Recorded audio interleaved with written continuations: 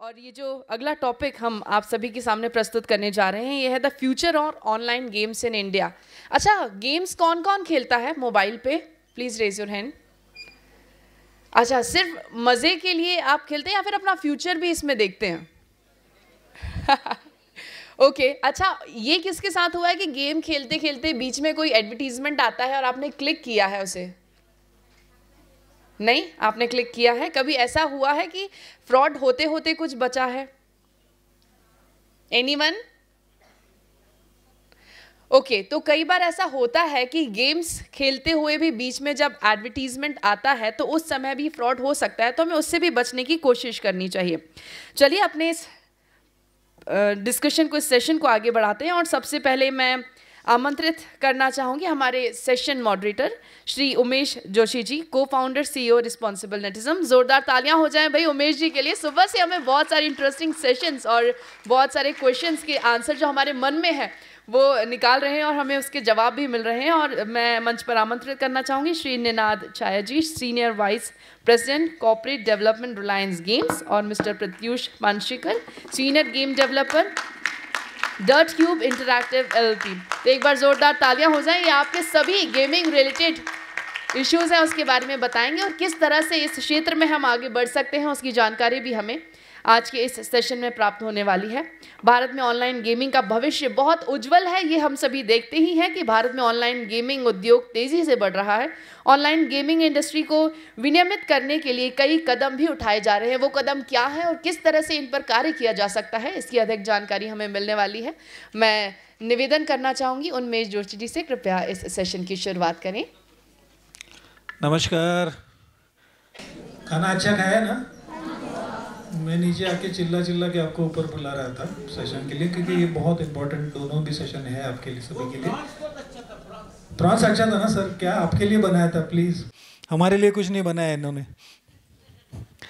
चलिए, मैं इंट्रोडक्शन में अभी नहीं जाऊंगा क्योंकि इंट्रोडक्शन ऑलरेडी हुआ है। Ninad is our advisor, he is advisor to responsible netism, और गेमिंग से रिलेटेड और टेक्नोलॉजी से रिलेटेड बहुत सारी चीज़ों में निनाद का हमारे लिए सहयोग होता है। और निनाद का प्रेजेंस ऑलमोस्ट हमारे बहुत सारे कॉन्फ्रेंसेस में है। पिछले 4-5 कॉन्फ्रेंसेस में निनाद कंटिन्यूसली आ रहा है। निनाद रात को 4 बजे, सुबह 4 बजे पहुँचे हैं क्योंकि पुणे से आए हैं, एक ही फ़्लाइट थी, और आज भी रात को 3:30-4 बजे की इनकी फ़्लाइट है। इतनी मेहनत करके वो यहाँ पे आए, तो एक बार उनके लिए ज़ोरदार तालियां बनती है। और वो सिर्फ हमारे लिए नहीं है, आपके लिए आए हैं, क्योंकि उनको लग रहा है कि गेमिंग में बहुत अच्छा फ्यूचर है और गेमिंग में बहुत अच्छी चीज़ें हैं जो हम कर सकते हैं। तो मैं निनाद का यहाँ पे स्वागत करता हूँ। प्रत्युष एक गेम डेवलपर तो है ही प्रत्युष, लेकिन एक गेमर भी है जो गेमिंग में बहुत रुचि रखते हैं। तो मैं प्रत्युष का भी यहाँ पे स्वागत करता हूँ। और मैं पहली बार प्रत्युष से इंटरेक्ट कर रहा हूँ, तो मुझे, यानी हमारा ऑनलाइन इंटरेक्शन तो हुआ है लेकिन प्रोग्राम में इस तरह से पहली बार इंटरेक्ट कर रहा हूँ। तो प्रत्युष, आपका बहुत बहुत आभारी हूँ, आपका स्वागत करता हूँ। मैं सीधा क्वेश्चन पे ऊपर जाता हूँ। कुछ डेटा हमने एक्सट्रैक्ट किया था, प्रत्युष ने कुछ डेटा निकाला था, तो मैं प्रेजन या शिल्पा को विनती करता हूं कि जरा बैकड्रॉप में आप वो अगर प्ले करेंगे, तो मैं प्रत्युष को पहला सवाल यही रहेगा कि आप कुछ थोड़ा डेटा के बारे में बताइए जो आपने हमारे पास भेजा है, और उसके बाद में हम अगले सवाल की तरफ जाएंगे।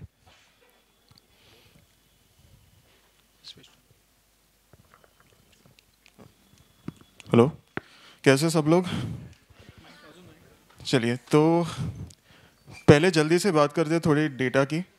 तो आई थिंक सबको हमें पता है कि गेमिंग अभी बहुत बड़ी चीज़ हो चुकी है पूरी दुनिया में, और ख़ासकर कि भारत में भी, क्योंकि अभी मुझे लगता है पिछले 8-9 साल से, जब से जियो आया है, कोई पेड प्रमोशन नहीं है, बट जब से जियो आया है तब से गांव में भी सबके पास इंटरनेट कनेक्शन है, स्मार्टफोन्स भी अभी अफोर्डेबल मिल जाते हैं सबको। तो मार्केट पेनिट्रेशन जो है इन चीज़ों का काफ़ी ज़्यादा है, और उसकी वजह से हम देख रहे हैं कि हर कोई गेम खेल रहा है। घर में बच्चों से लेके हमारे दादा दादियों तक सब लोग गेम खेल रहे हैं। और स्टैटिस्टिक्स में भी मैं नंबर्स में नहीं जाऊंगा, आप सब लोग बोर हो जाएंगे, मगर सारे नंबर्स बढ़ रहे हैं। ये ओवरऑल स्टैटिस्टिक है। गेमर्स बढ़ रहे हैं, कंपनीज़ का मार्केट शेयर बढ़ रहा है, गेम्स जितने पैसे कमा रहे हैं वो बढ़ रहा है, ई स्पोर्ट्स का रेवेन्यू बढ़ रहा है, और ये मतलब इतना डायनामिक ग्रोथ जो हो रहा है दुनिया में, उसे उसका मतलब क्या है, वो हैंडल कैसे करे, होपफुली इसके बारे में भी हम थोड़ी चर्चा आज कर पाएंगे। बिल्कुल। निनाद, आप कुछ स्टैटिस्टिक, क्योंकि आप बहुत बार आपने ऐसे अमेजिंग स्टैटिस्टिक बताया मुझे। जैसे प्रत्युष ने कहा, नंबर्स तो हैं, लेकिन आप अनुमान लगा सकते हैं कि गेमिंग इंडस्ट्री ग्लोबल लेवल पे कितनी बड़ी है। माने any guess from a revenue point of view कितनी बड़ी होगी, या दूसरे इंडस्ट्री को अगर कंपेयर करें तो उसकी तुलना में कितनी बड़ी होगी? It is bigger than Hollywood and the music industry combined. Globally across सारे जो गेमिंग के प्लेटफॉर्म्स हैं आर एट $188 बिलियन की इंडस्ट्री है, एंड म्यूजिक और मूवीज मिलाकर भी उतना नहीं हो पाती है। बुक्स अगर साथ में जोड़ें तो शायद उसके नजदीक आए, उतनी बड़ी ये इंडस्ट्री है। तो इट इज अमेजिंग। और इंडिया में क्या लग रहा है आपको? It's growing. इंडिया में वी आर, जो हम एज अ कंट्री हमने मोबाइल गेम्स पहले अडॉप्ट किए हैं, मैंने पीसी और कंसोल अब जाके ग्रो कर रहा है। 5वीं सबसे बड़ा देश है। सॉरी मेरी हिंदी उतनी अच्छी नहीं है। बिल्कुल। बम्बई का रहने वाला हूँ तो बम्बईया हिंदी झलक आएगी इसमें। सब अगर मोबाइल डाउनलोड देखें तो हम नंबर 5 पे हैं, and in fact we are now in number 2 as the biggest consumer of mobile content. लेकिन रेवेन्यू पॉइंट ऑफ व्यू से हम अभी भी उतने ऊपर नहीं हैं। पोटेंशियल है, क्षमता है, बस अभी जैसे प्रत्युष ने कहा जियो इफेक्ट जो हम कहते हैं कि इंटरनेट अफोर्डेबल हो गया, मोबाइल फ़ोन ज़्यादा डिस्ट्रीब्यूट हो गए, तो वहाँ तक पहुँचने की उम्मीद रखते हैं। बिल्कुल। मैं प्रत्युष से शुरुआत करूँगा। प्रत्युष, आप गेम डेवलपर है, लेकिन बहुत सारे लोगों को ये पता नहीं है कि गेम डेवलपर यानी क्या होता है। तो आप एग्जैक्टली क्या काम करते हैं, थोड़ा इसके बारे में बताइए प्लीज़। जी, तो एज अ गेम डेवलपर मेरा काम मेनली होता है प्रोग्रामिंग रिलेटेड, तो मतलब गेम का कोड लिखना। तो एक एग्जांपल देता हूँ, आप सबको रेसिंग गेम्स पता ही होंगे। रेसिंग गेम्स में आपको गाड़ी तेज़ चलानी है, दूसरों को हराना है रेस में। तो हर गेम में कैसे होता है, एक कोई ना कोई बटन होता है जिससे गाड़ी की स्पीड बढ़ती है, बराबर।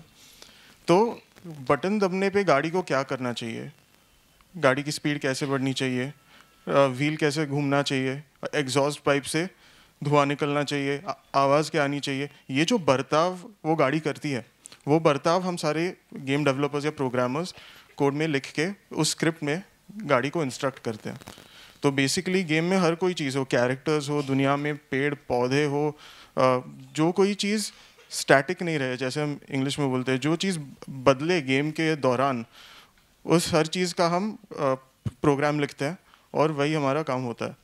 और मतलब ये सारी चीज़ें जो होती है वो एक गेम इंजन नाम के सॉफ्टवेयर में होती है। तो गेम इंजन आपने यूनिटी, अनरियल जैसे गेम इंजन्स के नाम सुने होंगे। तो हम मेनली यूनिटी में ही काम करते हैं और बेसिकली उनमें सारा प्रोग्रामिंग होता है और गेम उधर तैयार होता है। और अगर हम बड़ी कंपनीज़ की बात करें तो डेवलपर का स्कोप इतना ही होता है कि आप गेम डिज़ाइनर से आइडियाज़ लीजिए, आर्टिस्ट से आप आर्टवर्क लीजिए, जो कैरेक्टर मॉडल्स है, आपके इमेजेस है वो लीजिए और कोड लिख के गेम बनाइए। मगर क्योंकि मैं एक छोटी कंपनी में काम करता हूँ, हम टोटल 15 लोग ही हैं, इसलिए मुझे थोड़ा एक्सपेरिमेंट करने को मिलता है। तो मैं थोड़ा बहुत गेम डिज़ाइन भी कर पाता हूँ, थोड़ा गेम बैलेंसिंग भी कर पाता हूँ। तो यानी अगर ऐसा लग रहा है कि यार ये मिशन बहुत टफ है, इस मिशन को पूरा करने के लिए प्लेयर को 100 रुपये ही मिल रहा है, ये सही नहीं लग रहा, तो मैं ये राय दे पाता हूँ अपनी टीम को, जो बड़ी कंपनीज़ में मुमकिन नहीं होता।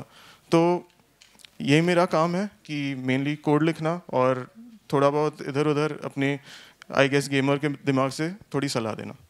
बढ़िया। निनाद, आप, यही मैं आपके पास इसी बारे में पूछने वाला था कि एक तो ये होगा कि गेम डेवलपर है, उसी के साथ में क्या क्या अंग होते हैं अलग अलग, जिससे ये सारा हम जो देख रहे हैं गेम या हम जो गेम खेल रहे हैं उसमें बहुत सारे लोग शायद जुड़े होंगे, अलग अलग अंग है उसके, तो उसके बारे में थोड़ा परिचित करा देंगे तो अच्छा होगा। जी बिल्कुल।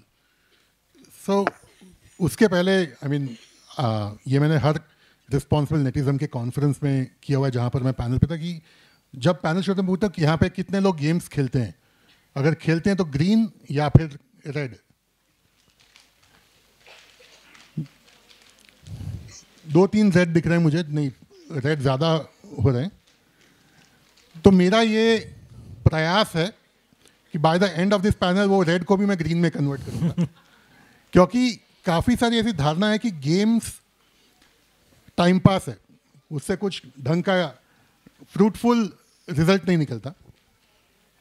लेकिन ऐसा नहीं है। मैंने जैसे प्रत्युष ने कहा वो इंजीनियरिंग बैकग्राउंड से है, प्रोग्रामिंग करता है, बट ऐसा नहीं कि सिर्फ टेक्नोलॉजी वाले लोग ही गेमिंग में आते हैं। गेमिंग की तुलना अगर मैं कंपेयर करूँ रफली तो एक फिल्म सेट की तरह, जैसे फिल्म मेकिंग में आपको एक डायरेक्टर होता है, एक स्क्रिप्ट राइटर होता है, एक music director, sound engineer, producer, editor, actor, सारे टेक्नीशियंस होते हैं। गेमिंग में वैसे ही होता है कि हर एक डिपार्टमेंट से लोग आते हैं and because it's a very creative and entertainment based product, उसमें सबका कंट्रीब्यूशन होता है। जो प्रत्युष ने कहा कि वो भी गेम डिज़ाइन में आता है, तो from a role perspective programmers होते हैं, गेम डिज़ाइनर होते हैं जो गेम का कॉन्सेप्ट लिखते हैं, स्क्रिप्ट लिखते हैं, साउंड इंजीनियर होते हैं जो गेम का साउंड बनाते हैं, प्रोड्यूसर होते हैं जो पूरा प्रोजेक्ट ओवरसी करते हैं कि इसका बजट कितना होना चाहिए, कितने लोग लगने चाहिए, टेस्टर होते हैं जो गेम टेस्ट करते हैं कि इस गेम में बग्स है कि नहीं, या ये गेम खेलने में मज़ेदार है या बोरिंग है। तो उस तरह से अलग अलग डिपार्टमेंट से हर कोई अपना कंट्रीब्यूशन देता है और ये गेम बनती है। एंड ये ज़रूरी नहीं कि आपको टेक्नोलॉजी बैकग्राउंड से आना हो। जैसे मैंने मेरा एजुकेशन किया है एमएससी ऑर्गेनिक केमिस्ट्री में, लेकिन मैं गया गेमिंग में शायद इसलिए क्योंकि मुझे बचपन से था कि वो जो कहते हैं ना कीड़ा वर्ड यूज कर सकते, कीड़ा था कि कुछ क्रिएटिव करना है। बिल्कुल बम्बैया वर्ड है। तो बीएससी खत्म होने के बाद मैं गया फिल्म इंस्टीट्यूट पूना। तो पापा को लगा मुझे एक्टर बनना है। मुझे एक्टर की तब, और ये उस ज़माने की बात है जब इंडिया में गेमिंग स्कूल्स थे नहीं, हमारे पास सिर्फ थिएटर और ड्रामा के स्कूल थे जहाँ से हम और कुछ सीखते। तो फिल्म इंस्टीट्यूट जाके मैंने मोशन पिक्चर, सिनेमाटोग्राफी और स्क्रिप्ट राइटिंग का फॉर्म ले आया। पर सीन हो गया घर पे कि पापा ने कहा नहीं तुम नहीं बन सकते एक्टर। तो हमने भी फिल्मी सीन में फॉर्म वॉर्म फाड़ दिया और फिर एमएससी कर ली। लेकिन ड्यूरिंग दैट प्रोसेस ये था कि नहीं कुछ तो करना है।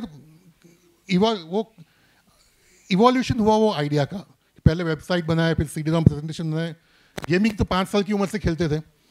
तो फिर जाके लगा कि यार अगर मैं ये गेम खेल रहा हूँ तो कहीं ना कहीं कोई बना रहा है। कोडिंग तो आती नहीं थी क्योंकि पढ़ाई में उतने मैंने ठीक ठाक ही थे, लेकिन राइटिंग का शौक था। तो मैं गेम डिज़ाइनर बना। वो प्रोसेस समझ के फिर मैं प्रोड्यूसर की बना, बिजनेस साइड पर गया।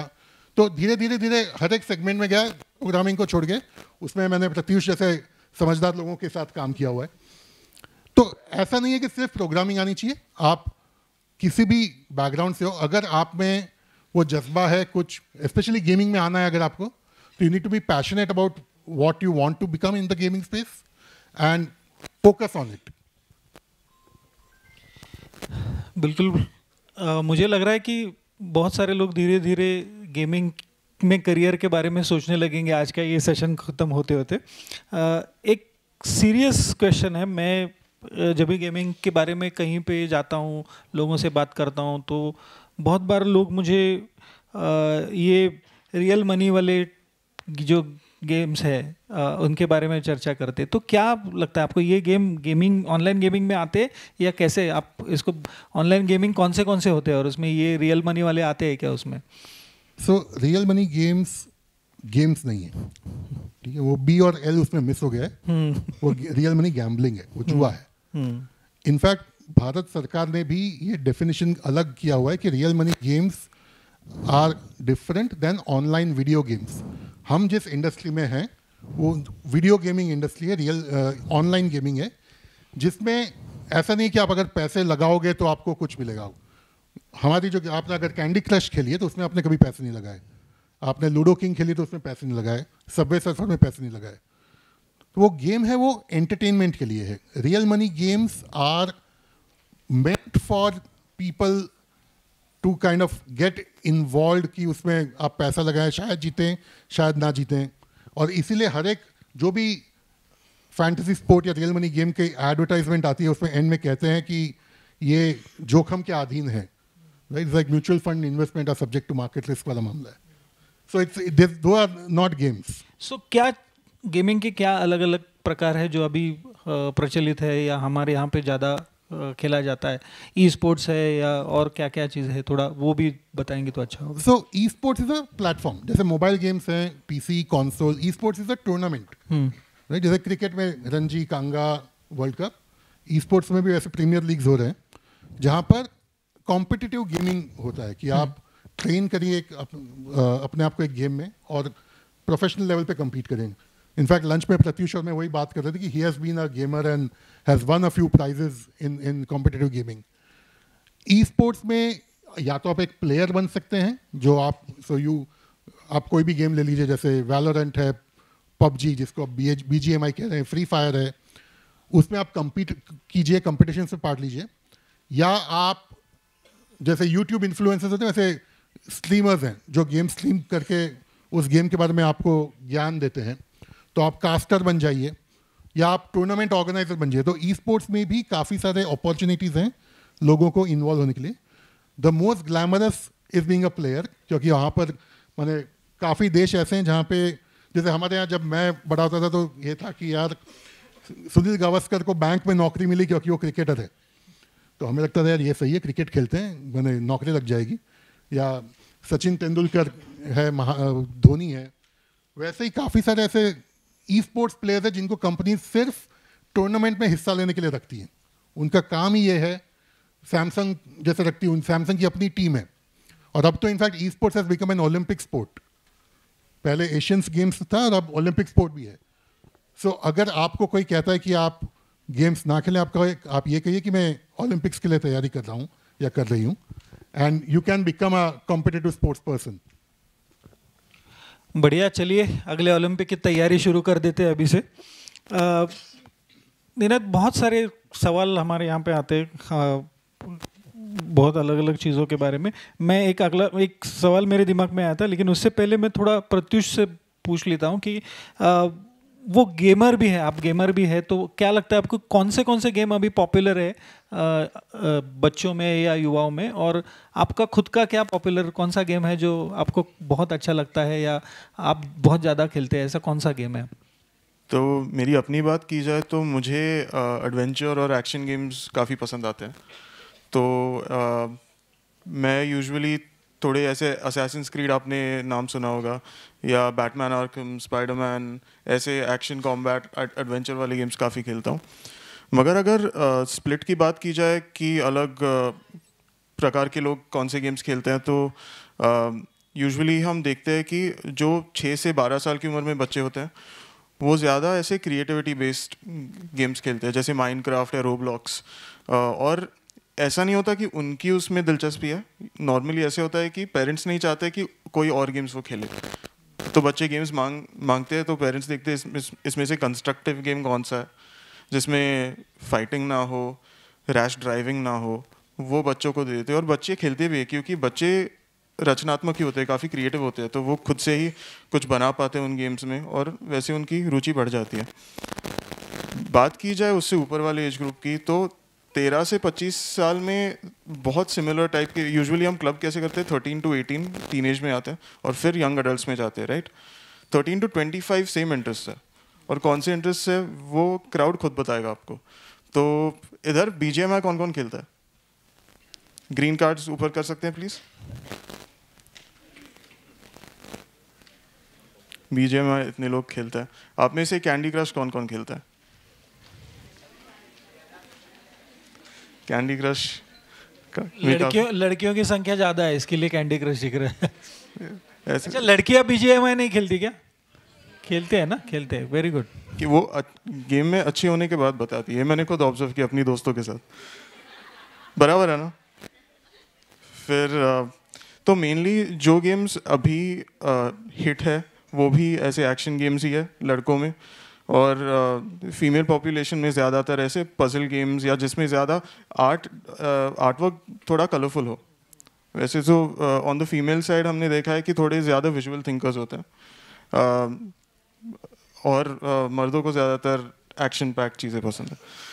मगर एज ही एक फैक्टर नहीं है। अगर देखा जाए तो लोग बहुत अलग चीज़ों से भी लिमिट होता है। फॉर एग्जांपल उनके पास फ्री टाइम कितना होता है या उनके पास कितने पैसे होते हैं खर्च करने के लिए। तो फॉर एग्जांपल अगर आप कॉलेज स्टूडेंट्स की बात करें, जो इधर कॉलेज स्टूडेंट्स ही बैठे हैं, बहुत लिमिटेड पैसे हैं, मोबाइल डिवाइस है खेलने के लिए, तो यूजुअली हम कॉलेज स्टूडेंट्स में देखते हैं कि वो free to play mobile games खेलते हैं। पबजी हो गया, आपका गेंशिन इम्पैक्ट हो गया, वैसे गेम्स। अगर कोई वर्किंग प्रोफेशनल के पास देखे जिनके पास या तो गेमिंग पीसी है, कोई तो कंसोल्स है, तो वो मेरी कैटेगरी में आता है। तो मैं काफ़ी पसंद करता हूँ कि अच्छे अच्छे गेम्स खरीदना। तो फिर उससे भी स्टैटिस्टिक्स थोड़े ट्वीक हो जाती है कि मेरा इंटरेस्ट एक चीज़ में हो सकता है मगर मैं वो अफोर्ड नहीं कर पाता या वक्त नहीं होता, इसलिए मैं दूसरे स्टैटिस्टिक में चला जाता हूँ। तो वैसे एक कोई हार्ड एंड फास्ट ट्रेंड नहीं है अभी मार्केट में, क्योंकि बच्चे भी होते हैं जो मतलब 8-9 साल के बच्चे भी होते हैं जो 18+ गेम्स खेलते हैं। मैं कह सकता हूँ क्योंकि मैं कर चुका हूँ। मैं मतलब मुझे याद है कि 8-9 साल का था तब GTA vice city brand new game आया था, मतलब 2-3 साल हुए थे रिलीज़ होके। मैंने बहुत सुन लिया था, मैंने कहा मुझे भी खेलना है यार। ओपन वर्ल्ड है, मतलब आप किधर भी जा सकते हैं, कुछ भी कर सकते हैं। ये मेरे लिए बहुत नया कॉन्सेप्ट था, काफ़ी गेम्स में था नहीं है।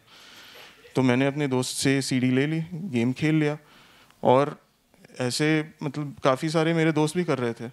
तो इससे भी वही होता है कि एक एज ग्रुप के लोग दूसरे टारगेट ऑडियंस के गेम्स भी खेल लेते हैं। जैसे मेरे दादा दादी भी है, उनको पजल गेम्स बहुत पसंद है जो यूजुअली बच्चों के लिए बनते हैं। तो काफ़ी ऐसे मिक्स एंड मैच हो जाता है। एक इम्पॉर्टेंट चीज़ यहाँ पे जिसके बारे में मैं बात नहीं करने वाला था, लेकिन प्रत्युष ने अभी बता दी कि एज अप्रोप्रिएशन ऑफ गेमिंग ये बहुत ज़रूरी है।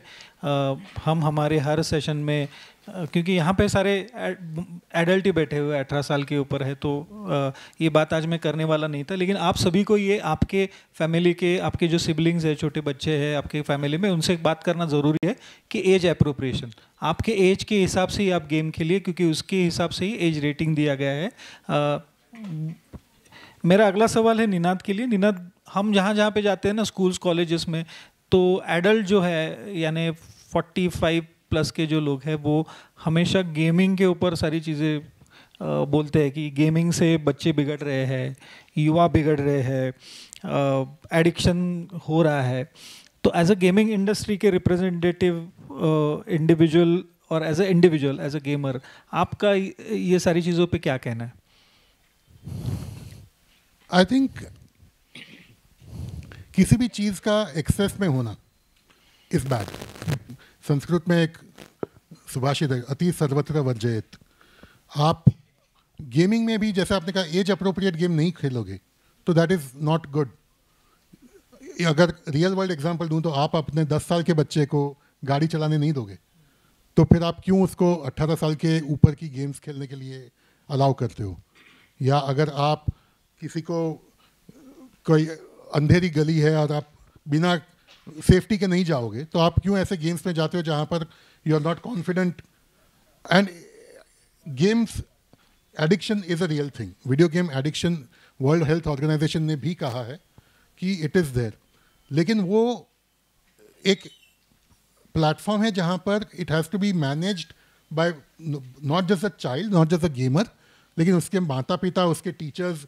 क्योंकि जैसे हम मैथ सिखाते हैं, ज्योग्राफी सिखाते हैं, वैसे गेमिंग का भी अगर फॉर्मल एजुकेशन हो। अभी एक गेमिंग पे टैबू है कि गेमिंग बुरी चीज़ है। यहाँ पे कितने लोगों को लगता है गेमिंग अच्छी नहीं है? सो ये जो आप कह रहे हो कि बिलो 40 के लोगों को भी लगता है, क्योंकि it's the culture we have grown up इन।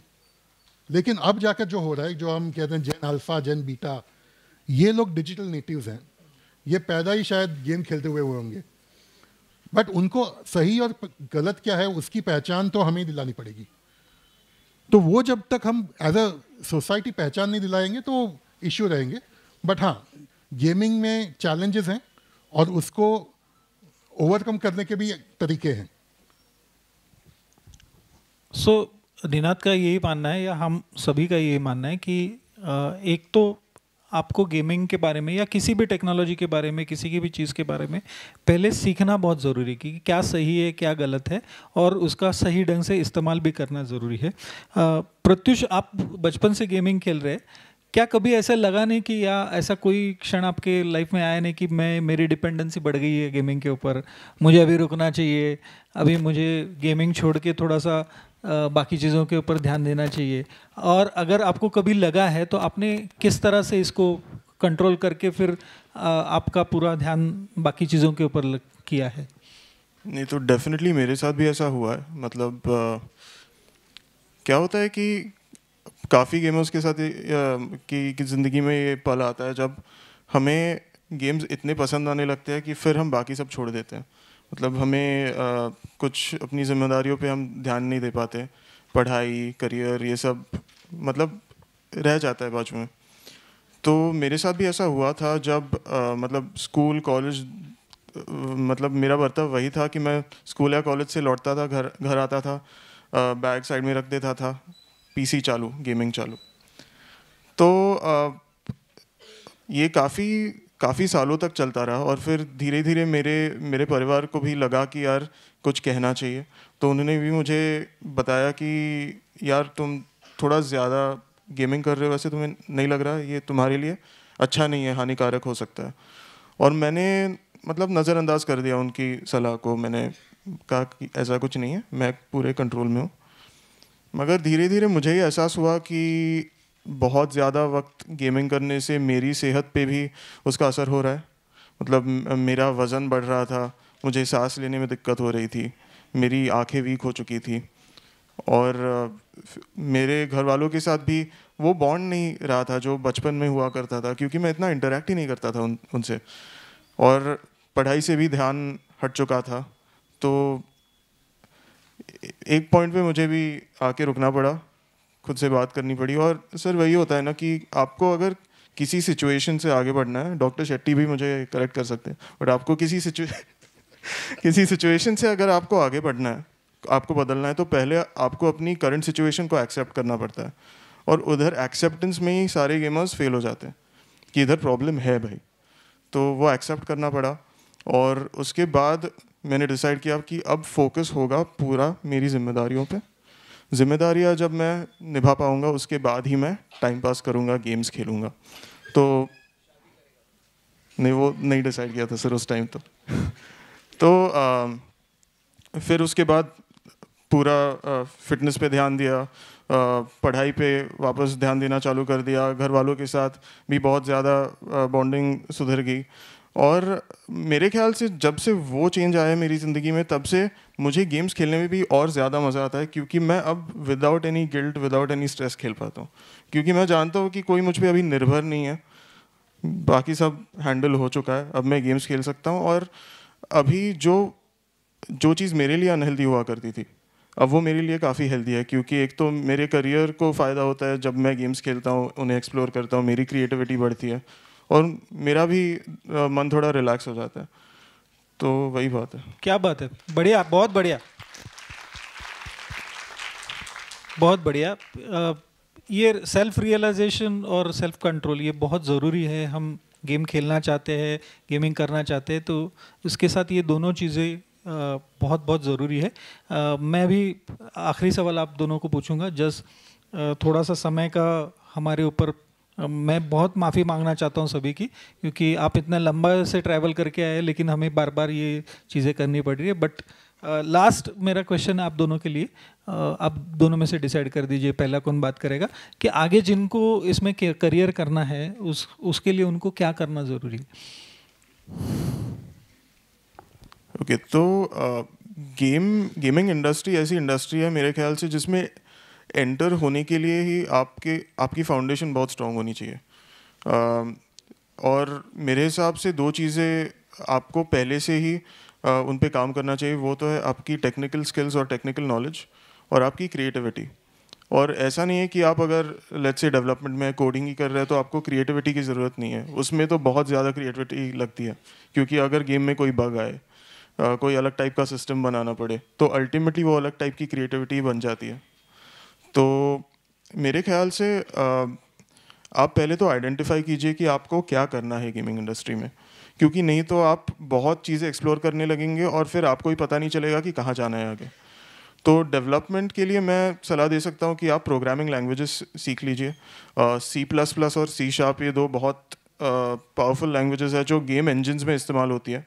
तो यूनिटी इंजन C# यूज़ करता है, अनरियल इंजन C++ यूज़ करता है, और game engine side by side आप उसके साथ सीख सकते हैं क्योंकि वो साथ ही में यूज़ होने वाले हैं आपके करियर में। और अगर आप फॉर एग्जांपल गेम आर्ट में जाना चाहते हैं, आप थोड़ा क्रिएटिव है, आप ड्रॉ कर पाते हैं, अच्छे से स्केच कर पाते हैं, कलर्स आपको पसंद है, तो आप ब्लेंडर, माया, फोटोशॉप ऐसे सॉफ्टवेयर सीख सकते हैं ताकि आप आर्ट वर्क जनरेट कर पाए। बात आई गेम डिज़ाइन की, तो इसका कोई एक जवाब नहीं है कि आपको क्या करना चाहिए। मेरे हिसाब से आप बस गेम्स काफ़ी खेलिए, उनको एनालाइज करिए और मार्केट में भी देखिए कि कौन से गेम्स हिट हो रहे हैं, उनमें प्लेयर्स को क्या पसंद आ रहा है और क्या पसंद नहीं आ रहा है, और वो ऑब्जर्वेशन से आप अपनी थोड़ी स्किल बढ़ा सकते हो उसमें। और ऑफ कोर्स ये सारी चीज़ें सीखने में आप मतलब यूट्यूब वगैरह का भी इस्तेमाल कर सकते हैं, इंटरनेट पे आराम से ये सारी इन्फॉर्मेशन मिल जाएगी। मगर अगर आपको सीखना है तो मैं सजेस्ट करूँगा आप कोई ऑनलाइन कोर्सेज कर लो। तो कोई वेबसाइट्स है, फॉर एग्जांपल gamedev.tv, ये प्रोग्रामिंग के लिए काफ़ी अच्छी साइट है। कोर्सेरा है, यूडेमी है, जिन पे बहुत सारे कोर्सेज है जो आपको मदद कर सकते हैं। और इसके मेनली एक दो एडवांटेजेस ये हैं कि कोर्सेज जो है वो स्ट्रक्चर्ड होते हैं, तो आप जो सीखेंगे वो एक स्ट्रक्चर में सीखेंगे, आपको कभी ऐसा लगेगा नहीं कि यार मैंने बहुत बड़ी चीज़ अभी उठा ली है। तो यूट्यूब में आप थोड़े खो भी सकते हो और आपको ऐसा भी लग सकता है कि यार मैं समझ नहीं पा रहा हूँ या पा रही हूँ। और दूसरा फ़ायदा ये है कोर्सेज का कि आपको सर्टिफिकेट मिल जाता है जो आपके करियर में काम आएगा, क्योंकि शुरुआत में आपके पास प्रोजेक्ट्स कम होते हैं, तो इसलिए जो भी कंपनीज हायर कर रही होती है, सर आप भी बता सकते हैं इसके बारे में, वो प्रोजेक्ट्स नहीं है तो फिर वो आपकी क्वालिफिकेशंस देखेंगे कि आप आपने कौन से कोर्सेज किए हैं। और नॉन एजुकेशनल साइड पे भी मैं सजेस्ट करूँगा कि आप नेटवर्किंग जल्दी चालू कर दीजिए। जितने आपके कॉन्टैक्ट्स फील्ड में बढ़ेंगे उतनी आपको आसानी होगी कि आगे जाके आपको किसी के साथ काम करना है या किसी से सलाह लेनी है तो ये आसान पड़ जाएगा। और अपना काम पब्लिश कीजिए कहीं ना कहीं पे। अगर आप कोडर है तो गिटहब पे आप अपना कोड डाल सकते हैं, गेम्स डाल सकते हैं, लोग फ्री में उनको खेल सकते हैं, तो आपकी भी पहचान एक बन जाती है।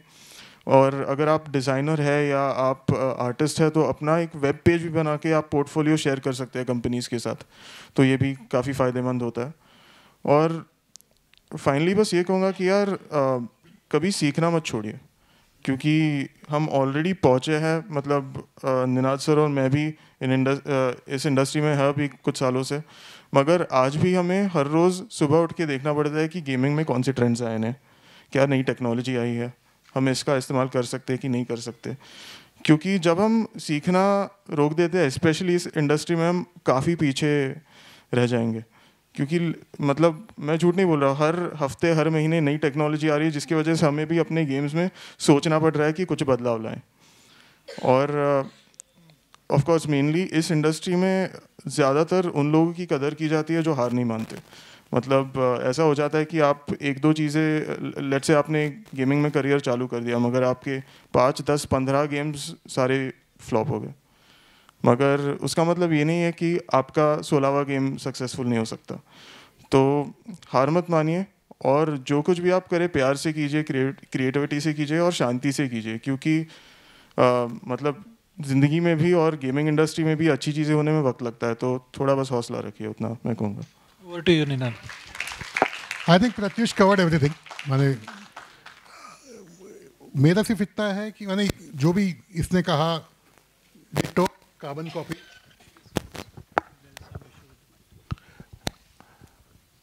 मेन थिंग ये देखना है कि अगर आप गेमिंग में आना चाहते हो तो ये मान के आइए कि जैसे प्रत्युष ने कहा, आसान जगह नहीं है। बाहर से दिखने में बहुत अच्छा है यार, पूरा दिन गेम खेलने मिलती है या इतने लाखों करोड़ों का इंडस्ट्री है, लेकिन unless you are passionate, you may be a brilliant programmer, लेकिन अगर आपको गेम प्रोग्रामिंग का पैशन नहीं है तो गेमिंग में not be the right medium for you, right.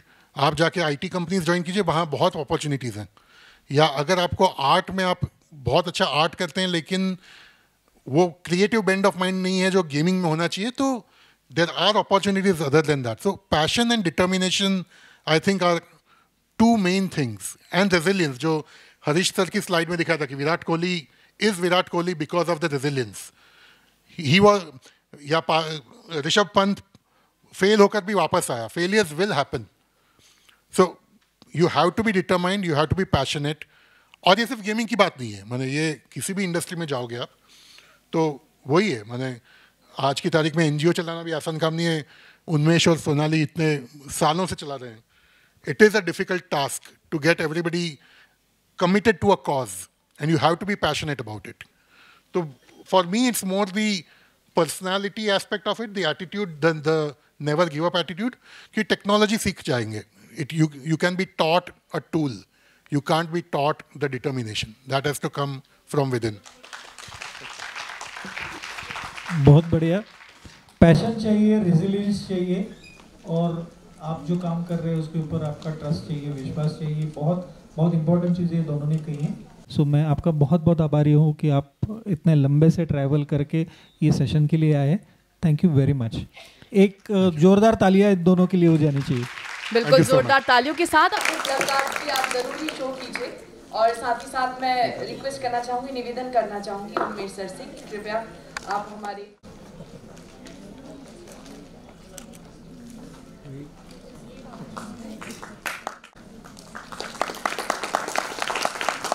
बहुत बहुत धन्यवाद. एक बार ग्रुप फोटो के लिए मैं आपसे रिक्वेस्ट करना चाहूँगी.